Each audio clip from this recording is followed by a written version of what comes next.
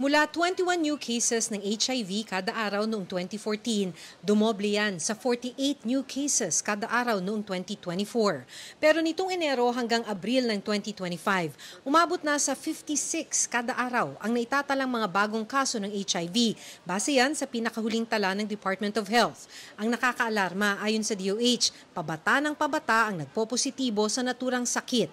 May 500% increase daw ng HIV cases sa mga edad 15 hanggang 25. Sa datos natin, tayo na ang pinakamataas na new cases dito sa Western Pacific region.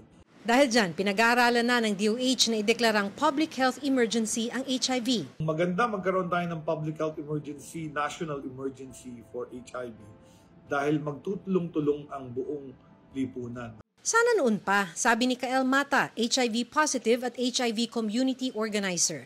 Hanggang ngayon daw kasi kulang sa suporta ang maraming local government unit sa mga HIV program. Pag ito ay na-declare as a national emergency, I think mauobliga na yung mga LGUs na gumawa ng mas komprehensibong programa. Sa datos ng DOH, karamihan sa mga bagong HIV cases ay mga lalaki at sila'y nagka-HIV mula sa pakikipagtalik sa kapwa lalaki.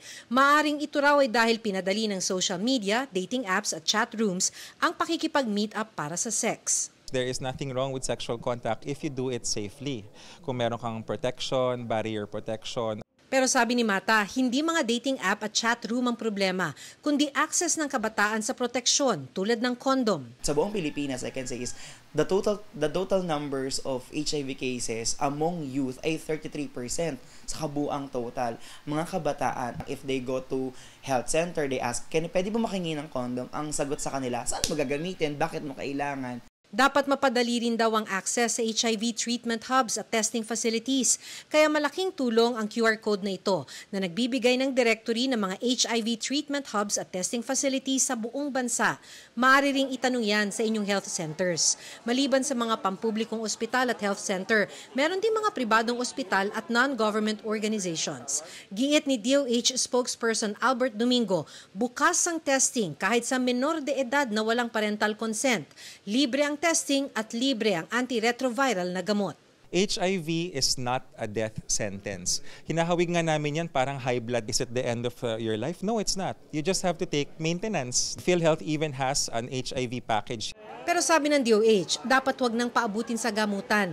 Maliban sa condom, may mga bagong gamot na tulad ng PrEP o pre-exposure prophylaxis na iniinom para pigilan ng HIV kung nakikipagtalik ng walang proteksyon.